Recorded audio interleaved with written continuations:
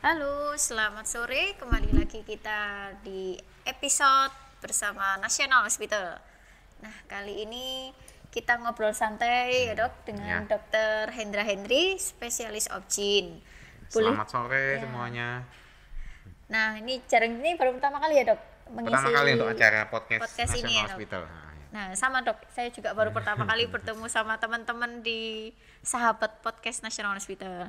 Nah, kali ini kita akan membahas episode terkait program kehamilan di era seperti ini nih dok. Ini kan banyak sekali pertanyaan nih terkait program kehamilan. Ya. Nah, beberapa pertanyaan ini dari teman-teman ada yang sharing juga pengalamannya, kemudian masukan untuk ke kita. Menurut dokter nih dok, sambil kita cerita-cerita ya dok. Dalam jika ini ada pasutri, pasangan suami istri ini menikah 1 tahun 2 tahun tidak memiliki anak, sebetulnya itu normal enggak sih dok? Oke, Atau harus perlu khawatir kah atau gimana begitu? Jadi pertama dari penelitian yang terakhir, setiap 10 pasangan usia subur, ya, usia subur itu ya antara 20 sampai 35 tahun. Oke. Itu 20% akan mengalami susah untuk hamil. Atau susah punya anak. Bisa hamil, ada yang bisa hamil tapi tidak bisa sampai lahir. Melahirkan. Nah, Oke. ya, sekitar 20% itu. Nah, kapan kita katakan itu statusnya infertil? Jika menikah sudah 1 tahun, melakukan hubungan seksual secara teratur tanpa menggunakan kontrasepsi, itu baru kita katakan statusnya infertil. Infertil, oke. Ya. Infertil kalau belum pernah, infertil primer. Tapi kalau sudah pernah punya anak, kita bilang infertil sekunder. Oke. Nah, ya, itu. Nah, kalau misal nih dok, dia itu pasangan pasutri ini tidak pernah menunda istilahnya kan, berarti ya. kan secara seks juga normal, teratur, kumpul terus harmonis terus nih dok. Terus selang 1 tahun 2 tahun pernikahan tidak kunjung punya atau hamil hingga melahirkan seperti itu. Apakah sih dok yang harus dilakukan pasutri ini? Misal harus konsul dulu, periksa atau apa yang harus dilakukan itu gimana dok? Ya, sebaiknya segera konsultasi dengan dokter kebidanan kandungan. Yang pertama ya kalau bisa suami istri datang. Kita akan konsultasi dulu. Ada masalah apa? Apakah tekniknya yang bagaimana, yang keliru? Ya. Atau misalnya dari pihak suami kita tanyakan juga pekerjaannya, gaya hidup, lifestyle. Ya. Jadi bukan hanya pihak wanita saja. Jadi untuk bisa hamil itu perlu faktor namanya 40% faktor laki-laki, 40% faktor wanita, nah 20% berdoa. Tidak diketahui. Oh, tidak diketahui itu. Berdoa 100%. 100%. Kalau berdoa 100%. Oke, dok. Ya. Jadi kita harus, suami istri harus datang. Apa nih masalahnya? Kenapa tidak? Kita harus tanya detail dari pihak suami maupun dari pihak wanita. Dari pihak wanita biasanya kita tanyakan rutin siklus men. Bagaimana dengan siklus men? Jika siklus menstruasinya teratur, nah itu berarti 90% fungsi telurnya bagus normal ya. Di situ kita bisa tahu juga dengan pemeriksaan yang lebih detail kita bisa melakukan USG, ultrasonografi, kita lihat kondisi rahimnya, bentuknya, ukuran maupun apakah ada tumor jinak seperti miom, juga apakah ada kista.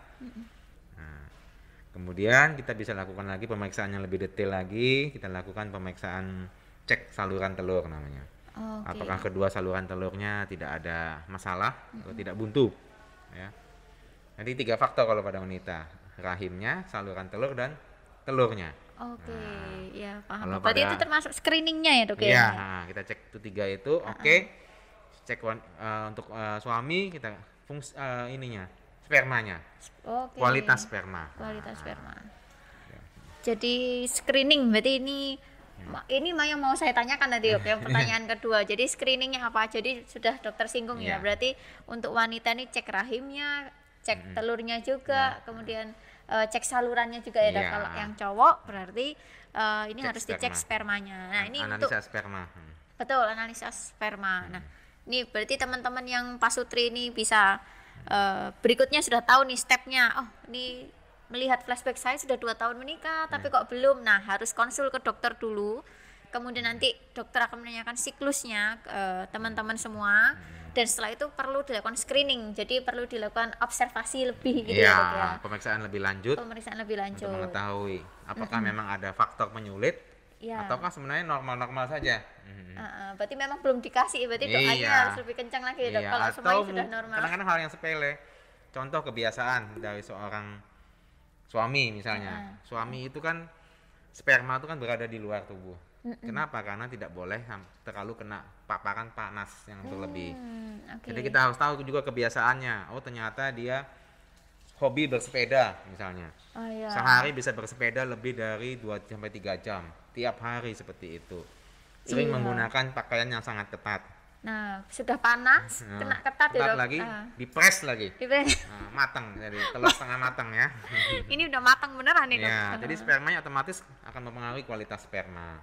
Kalau kayak gitu kita minta untuk berubah gaya hidupnya.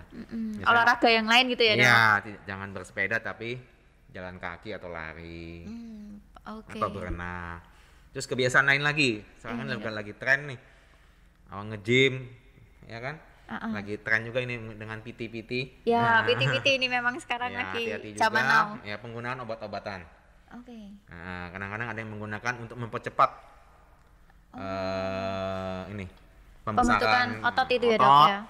Menggunakan obat-obatan yang terlalu berlebihan, sebaiknya itu dihindarin. Karena akan cenderung itu kan ke arah memicu testosteron. Nah itu akan mempengaruhi juga kualitas sperma. Juga lifestyle seperti sering ada yang punya kebiasaan sauna atau jacuzzi. Jadi kan itu kan menggunakan suhu yang cukup tinggi. Iya betul. Bisa lebih dari 40 derajat. Nah itu bisa mengganggu juga kualitas sperma. Nah kalau ini dok, misalnya kan ini dia suka hobinya nge-gym ya dok. Kemudian dia kan kalau suntik itu pasti sudah nggak benar ya dok. Berarti kan sudah kualitas spermanya jelek. Kemudian kalau jacuzzi atau lebih sauna lebih dari waktu yang misal cuman 30 menit itu sudah terlalu lama ya dok ya. Itu masing-masing orang itu beda-beda. Kalau untuk program misalnya memang ternyata kita lihat kualitas spermanya kurang bagus, sebaiknya kita hindari dulu ya dok. Berhenti dulu sementara kita gantikan yang lain, olahraga yang lain. Gitu. Kemudian kalau ini dok, minum suplemen dok, atau minum susu yang mengandung whey atau protein.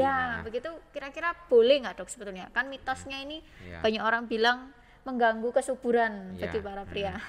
Jadi sebenarnya untuk pembentukan kualitas sperma yang bagus itu membutuhkan berbagai macam nutrisi. Nah kadang-kadang para olahragawan ini mendadak atlet misalnya. Ini yang mendadak atlet. Dia ingin cepat-cepat mendapatkan hasil secara instan, jadi menggunakan suplemen yang berlebihan. Di satu sisi dia hanya makan sangat dibatasi sekali. Tidak mau makan yang lain-lain, sangat dada ayam terus kayak gitu dok, telur. Benar. Nah itu sebenarnya yang mempengaruhi kualitas sperma, bukan karena whey proteinnya, tapi karena dia tidak mau makan yang lain, hanya 1-2 macam saja dimakan. Tiap hari hanya makan dada ayam, whey protein, dada ayam, whey protein. Itu yang justru malah kurang ya dok. Tidak mencukupi nutrisi mikronutrisi yang lainnya. Masuk bagus sekali nih, ilmu juga buat saya ya dok. Meskipun saya juga bukan yang nge-gym ya dok, cuman ilmu untuk suami saya maksudnya dok. Kan perlu juga macam sayur-sayuran, buah-buahan yang bisa untuk meningkatkan kualitas sperma. Siap. Oke, bagus tuh dok, inputannya dari dokter ini berguna banget untuk kita sehari-hari nih. Kemudian nih dok, ada lagi yang mau kita sharingkan nih ya dok, tanyakan. Misal nih kalau yang tadi dokter bahaskan kualitas sperma itu jelek. Nah kalau seperti teratospermia ini dok, nah ini kan bentuk yang tidak normal. Itu bisa disembuhkan atau memang itu ada kayak kelainan genetik dok? Jadi misal itu memang sudah susah disembuhkan, jadi harus entah itu program apakah, minum obat apa seperti itu, ada kemungkinan untuk berubah nggak dok? perbaikan enggak? Ya, sebenarnya yang paling kompeten untuk menjawab adalah dokter andrologi, tapi ya saya sedikit-sedikit ya tahu. Ya, boleh. Jadi selama bibit sperma itu masih ada, itu masih ada harapan sangat besar. Bisa aja dari yaitu the lifestyle tadi, itu kita koreksi lifestyle-nya. Mungkin karena paparan suhu yang sangat tinggi menyebabkan rusaknya daripada sperma. Selain itu juga nutrisi kita berikan antioksidan semacam astaxanthin, vitamin C, juga makanan-makanan yang meningkatkan kualitas sperma. Contohnya seperti buah tomat. Buah tomat itu tinggi mengandung kadarnya lycopene, sangat bagus sekali untuk sperma. Baik untuk wanita maupun untuk pria bisa. Ya. Saya suka itu dok kalau jus tomat itu. Dan sayur-sayuran, ya nutrisi yang healthy lah. Ya. Oke dok. Masih ada harapan. Masih ada, siap besar, dok. Sangat besar harapan. Amin. Nah, kalau ini dok, misalnya dari pasangan suami istri ini normalnya untuk berhubungan seksual untuk program hamil seperti ini berapa waktunya dok, range-nya? Ya seminggu 2-3 kali lah. Oke. 2-3 kali itu minimal ya dok ya? Ya kurang lebih segitu. Jangan juga tiap hari. Tiap hari tidak boleh dok kalau untuk kalau kecapean juga kan. Belum kerja itu. lagi ya. Kecuali pasangan biasanya yang baru menikah bisa tiap hari itu. Masih semangat 45 ya dok? Iya. Itu kalau honeymoon aja dok, kalau sudah balik kerja juga nggak kayak gitu kok dok. Sendiri, ya? Iya. Sudah sibuk sendiri. Pengalaman nih kelihatannya. Nanti didengarkan teman-teman yang belum menikah biar segera dihalalkan ya dok. Iya. Biar tahu nih. Nah ini mau tanya lagi nih dok. Kalau untuk vitamin sendiri untuk wanita dok, sebelum promil dok, yang disarankan itu apa sih dok? Iya, jadi untuk memang paling terbaik adalah merencanakan kehamilan. Kadang-kadang ada yang hamil tiba-tiba hamil aja kan. Nah, paling bagus adalah merencanakan kehamilan. Jadi jika sudah merencanakan, sebaiknya 3 bulan sebelum kita planning itu sudah persiapan. Biasanya kita cek dulu status kesehatan. Misalnya kadar darahnya, HB-nya, golongan darah ya, dan kadar vitamin D juga kita cek juga, atau memang ada keturunan diabetes ya kita cek juga, supaya benar-benar kualitasnya. Jadi standarnya kita rutin kita berikan asam folat. Asam folat ya dok? Asam folat. Merek apapun itu bebas, yang penting asam folat ya. Selain itu juga jika memang vitamin D-nya rendah kita berikan vitamin D ya untuk maintain sekitar dosis rata-rata lah ya. Itu saja. Kalau asam folat sendiri dok, itu bisa buat gendut nggak sih dok? Karena kalau ini saya sendiri ya dok, setelah minum asam folat rutin nih dok, saya berat badan nambah. Itu saya sampai tanya ke ini yang jual, ini bisa nambah berat badan nggak sih? Nah itu kira-kira jawabannya apa sih dok? Asam folat itu tidak akan menambah berat badan, yang nambah berat badan cemilannya. Itu benar sekali dok. Dan nafsu makan lebih tepatnya. Iya, itu karena happy aja kan. Happy. Punya anak kan happy, tadi semua dimakan. Dari beratnya bisa naik dalam 1 tahun bisa naik sampai 10 kilo loh dok saya dok. Ya mungkin karena happy kan baru married kan, makan berdua kan happy kan. Jadi jangan disalahkan asam folatnya dok, kasihan ya. Cemilannya aja. Iya dok, paham. Nah kita lanjut lagi ya dok. Menurut dokter nih, kalau untuk tips dan trik apa ya dok, kalau untuk pasutri ini sebelum menikah mereka harus apa istilahnya itu sebelum premarital test, betul. Nah itu diperlukan nggak sih dok? Sangat diperlukan sekarang ini ya. Jadi istilahnya ada yang bilang begini, jangan beli kucing dalam karung ya. Nggak bisa ditukar nanti dok kalau sudah diijab kabul atau di gereja kan dok. Bukan berarti kita akan membatalkan suatu pernikahan, enggak. Cuma kita untuk persiapan. Untuk mengetahui apakah masing-masing pasangan ada membawa misalnya ada penyakit-penyakit yang bisa membawa keturunan, semacam buta warna, resus. Itu bisa diturunkan. Resus positif apa resus negatif. Buat persiapan. Iya betul. Ya mereka berdua pasangan ini sudah memang saling mengerti, tahu, tidak saling menyalahkan. Kalau mereka memang berdua masih memutuskan untuk jalan terus, mereka harus siap dengan ininya. Istilahnya itu konsekuensinya, harus tindakannya apa. Misalnya semacam resus Bukan berarti dengan misalnya satunya resus negatif, satunya resus positif, oh tidak boleh hamil, bisa. Saat ini kita sudah punya terapinya, pengobatannya sudah lebih canggih, sekarang kita sudah punya obat-obatan yang untuk anti resus sudah ada.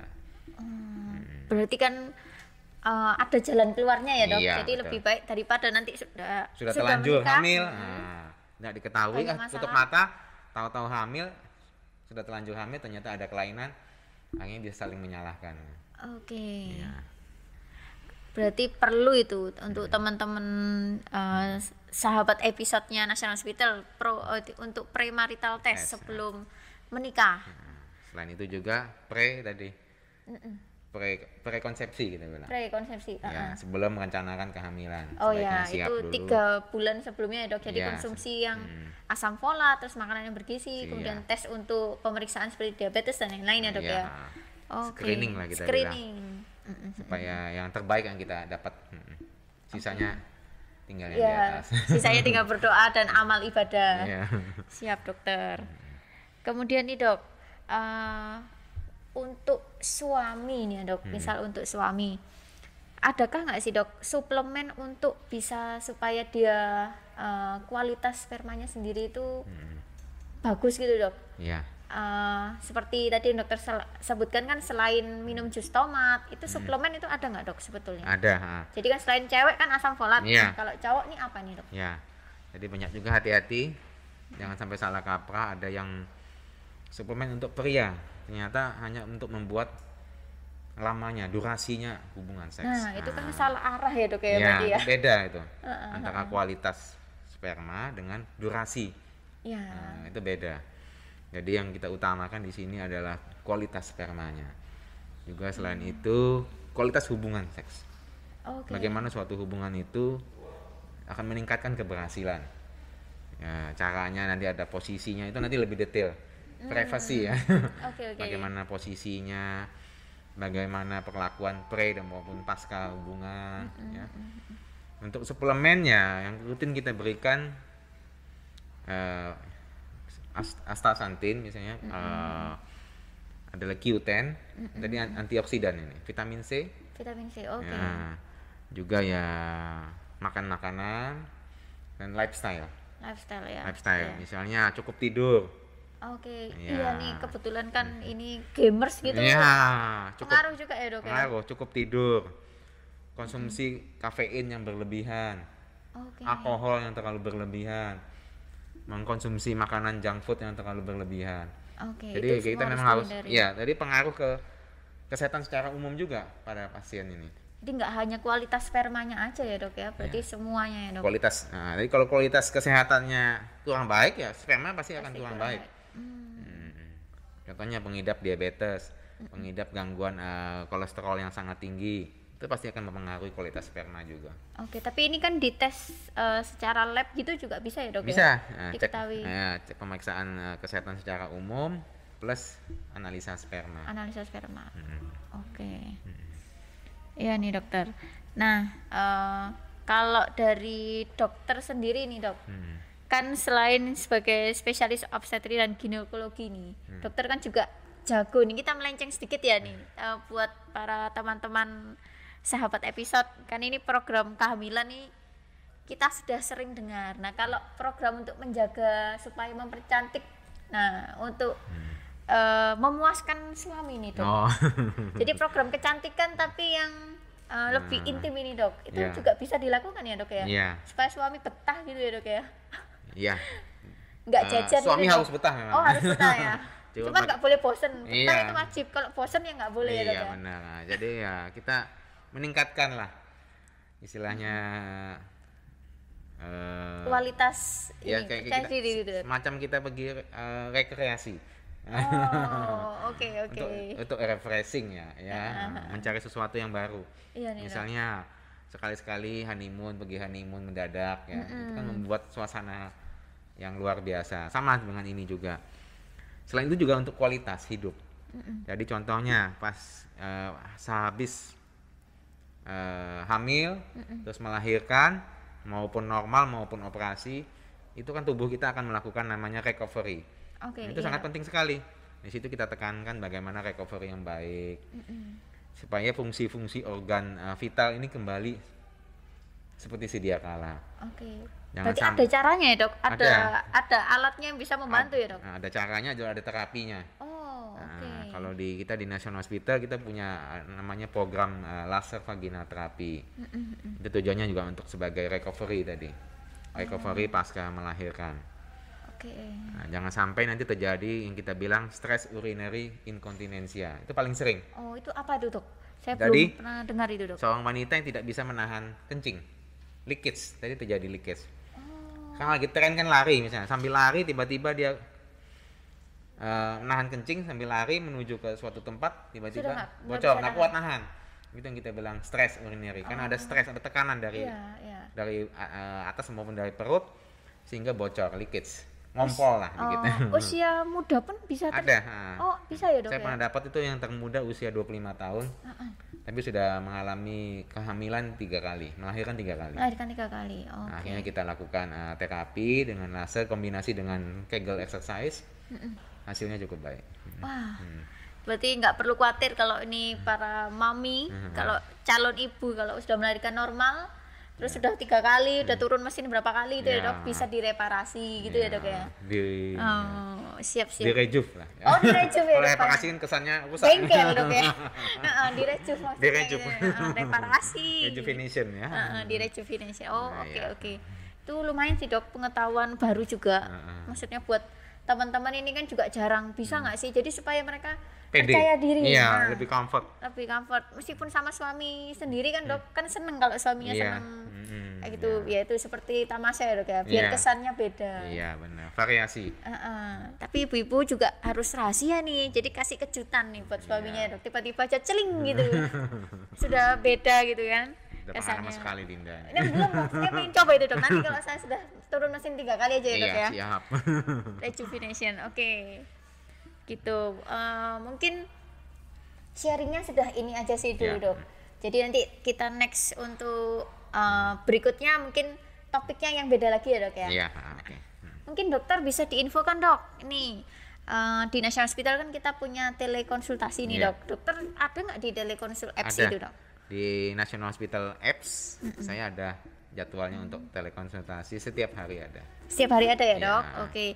Kalau untuk jadwal praktek dokter sendiri dok di National Hospital bisa diinfokan ke teman-teman? Ya, saya full di National Hospital, tadi Senin sampai Sabtu ada. Oke. Ada jadwal praktek. Nah, nanti untuk detailnya nanti bisa juga di call center di aplikasi ya dok? Di aplikasi juga ada. Oke. Tiap hari saya. Berarti termasuk untuk konsultasi yang promil bisa sebelum, kemudian setelah turun mesin ini rejuvenation-nya juga bisa ya lasernya. All in. Aduh. Jadi kalau sama dokter dari hulu sampai Jadi sama dokter Hendra ini enak teman-teman semua. Dari awal sebelum, kemudian hamil, melahirkan sampai reparasi. Bukan rejuvenation lasernya. Pembentukan kembali ini percaya diri bisa semua. Gitu. Oke, sekian dulu dokter terima kasih untuk episode kali ini. Terima kasih dokter, saya terima kasih. Jangan bosan-bosan dok kasih tips atau kasih sesuatu yang baru dok untuk para pasutri ini. Sekian ya. Selamat sore dokter. Selamat terima sore kasih. Semua. Selamat sore, terima kasih.